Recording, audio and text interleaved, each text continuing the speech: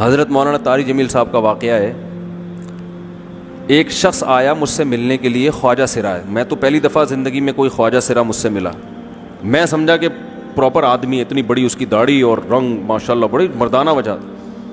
لیکن جب بات چیت کا انداز ہوتا ہے تھوڑا سا وہ ایٹیٹیوڈ سے اندازہ ہو گیا کہ یہ مکمل مرد نہیں ہے. تو اس نے مجھے خود بتا دیا میں خواجہ سرا ہوں. میں نے کہا بھائی ہم سے ملنے کے لیے کیسے آیا آپ، اتنی بڑی داڑھی آپ کی. تو اس نے اپنا جو واقعہ سنایا نا، میں 3 دفعہ وہ واقعہ سناتے ہوئے رویا ہوں. اور جب وہ سنا رہا تھا اس وقت میرے آنکھوں سے آنسو نکل رہے تھے. اس نے یہ ابھی بھی میرا بیان سنتا ہے. اس نے واقعہ سنایا کہ میں جب پیدا ہوا تھا نا تو میں خواجہ سرا تھا. گھر میں ایسا بچہ پیدا ہو جائے والدین کی طرف سے عزت نہیں ملتی. جب 10-12 سال کا ہوا تو نہ بھائی مجھے عزت دے رہا ہے اور نہ میرا والد مجھے عزت دے رہا ہے. میں بھائی کے ساتھ کہتا ہوں مجھے باہر لے کے جاؤ تو وہ کہتے ہیں لوگ میرا مذاق اڑائیں گے تمہیں دیکھ کے. ظاہر ہے اس کی حرکتیں تھوڑی زنانہ لڑکیوں والی حرکتیں ہوتی ہیں.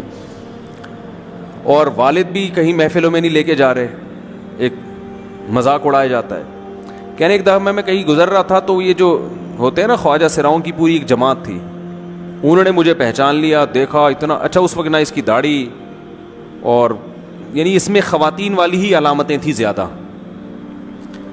تو انہوں نے مجھے کہہ رہے ہیں اتنی عزت دی، کھانا کھلایا اور اپنے گرو کے پاس لے کر گئے. اور گرو نے کہا کہ تم ہمارے ایجنٹ بن جاؤ، ہم تمہیں پھر ڈانس ماس کروائیں گے، آدھے تمہارے آدھے ہمارے، جو بھی اس کا سیٹ. کہہ رہے مجھے پہلی دفعہ کہیں عزت ملی. تو لیکن میرے ابا کو پتہ چل گیا تو ابا نے لا کے طبیعت سے کوٹ دیا، ٹھیک ہے نا، کہ دوبارہ ان میں نہیں بیٹھنا. ٹھیک ہے ہم نے توبہ کر لی، بھائی یہ برے لوگ ہیں، ڈانس ماس اچھی چیز نہیں ہے، ٹھیک ہے. تو اب کیا ہوا، کہتے ہیں کہ پھر جو ہے نا کچھ دنوں میں کہیں کسی سے جھگڑا میرا ہوا کسی بات پہ، تو اس نے انتقام لینے کے لیے شکایت لگا دی ابا کو کہ یہ دوبارہ ان کے پاس گیا، حالانکہ وہ جھوٹی شکایت تھی. اب ابا کو لگا کہ یہ صحیح کہہ رہا ہے جس نے شکایت لگائی ہے، کیونکہ شبہ تو تھا نا ابا کو دوبارہ جائے گا. ابا نے پھر مارا. تو کہہ رہے ہیں میں بول رہا ہوں کہ میں نے یہ کام نہیں کیا، میں نہیں جا رہا ان کے پاس، میں نہ ناچ گانا سیکھ رہا ہوں، کچھ بھی نہیں. لیکن ابا نے اس کی باتوں میں آ کے انکوائری نہیں کی ہوگی پوری، وہ سمجھے ہوں گے کہ بھئی ایسا ہی ہے. تو ابا نے پھر کٹائی لگائی. تو اس کے دل میں منفی جذبات پیدا ہو گئے اور یہ گھر سے بھاگ گیا کہ بھئی مجھے ویسے تو عزت نہ یہاں مل رہی ہے اور میں اب ذلت برداشت بھی کر رہا ہوں تو بھی. کہہ رہے میں وہاں چلا گیا. تو جب میں وہاں گیا ہوں نا خواجہ سراؤں کے ہاں، تو وہی گرو اور ڈانس، اور پھر اس نے مشہور کچھ ایکٹروں کے نام بتائے جن کے ساتھ ہم ڈانس کرتے تھے، اور پیسے آنا شروع ہو گئے، آدھے گرو کی جیب میں آدھے ہماری، اور ہٹو بچوں. لیکن ظاہر ہے یہ کوئی عزت دار راستہ تو نہیں ہے نا.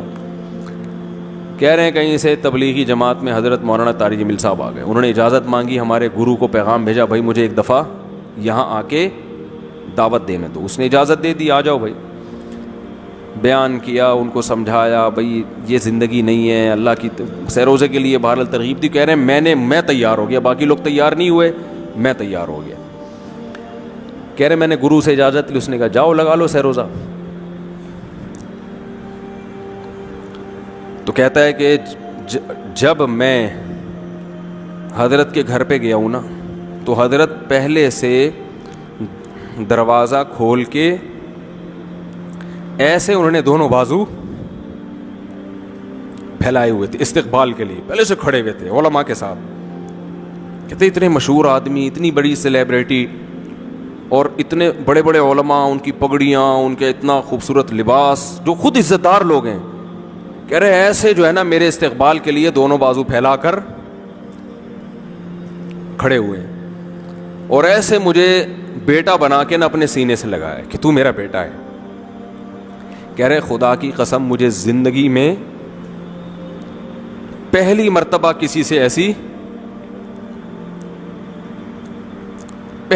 ایسی عزت ملی مجھے کسی سے. اور اس عزت دینے میں مولانا کا کوئی مفاد، بولو بھائی، کچھ بھی، بلکہ ذلت ہو گئی نا. لوگ کہتے ہیں خواجہ سرا کو بیٹا بنایا ہوا ہے، اور اس وقت تو اس میں بیچارے میں کچھ زنانہ سی علامتیں بھی تھیں. تو خواجہ سرا کو کیا دے رہے ہیں؟ عزت دے رہے ہیں. کیا کسی تاجر پہ محنت کرو تو تھوڑا چندہ دے دے گا مدرسے کو، ایسا ہی ہے نا. اور کسی افسر پہ محنت کرو تو تعلقات کیا ہو جائیں گے جب وہ دین پر آئے گا. تو اس سے کیا فائدہ؟ اس کو تو اب باپ ایسے ان لوگوں کو ریجیکٹ کر دیتے ہیں. بھائی اپنانے سے کہہ رہے مجھے یہ اپنا رہے ہیں. ایسے سینے سے لگایا انہوں نے اور مجھے سہروزے کی جماعت میں اپنے ساتھ لے کر گئے, کھلاتے تھے, بڑا خیال رکھوایا میرا. کہہ رہے اس کے بعد پھر میں نے گرو سے اجازت لی. وہ گرو چھوڑتے تھوڑی, ان کو پیسے ویسے دیے, جان چھڑائی نا, وہ بھی غلامی کی طرح نکلنا پڑتا ہے. پیسے دیے پتہ نہیں کتنے لاکھ یا کتنے ہزار روپے. وہاں سے پھر نکل کے 4 مہینے اس میں بھی خیال کیا. تو پھر تبلیغ کے بزرگوں سے ملا, پھر انہوں نے پورا مجھے بتایا کہ بھائی تم یہ علاج کرو تاکہ تمہارے اندر یہ زنانہ علامتیں ختم ہو. تو وہ علاج کر رہا تھا ماشاءاللہ, انجیکشن لگے, انجیکشن میں ڈاکٹروں کی بھی مدد کروائی. یہ ایسی این جی او ہے میرے بھائی جس کو کوئی بھی این جی او نہیں کہتا, نہ ان کے کوئی اشتہار آ رہے ہیں. کتنے لاکھوں لوگوں کو اس طرح سے یہ لے کر بھی آئے اور ان کے مسائل بھی حل کیے, مگر نہ کوئی ویڈیو بن رہی ہے, نہ کوئی اشتہار آ رہا ہے. یہ تو اس نے خود مجھے بتا دیا نا, اور اس نے کہا ایسے سینکڑوں لوگوں کے ساتھ ہوا ہے. تو اس کی ماشاءاللہ اب داڑھی نکل گئی. اس نے کہا آہستہ آہستہ میں اللہ سے امید ہے کہ مکمل مرد بن جاؤں گا میں. تو یہ ہے وہ دعوت جس میں آپ کا کوئی مفاد. دین کی بات پھیلانا صدقہ جاریہ ہے. ثواب کی نیت سے ویڈیو کو شیئر ضرور کیجیے. جزاک اللہ.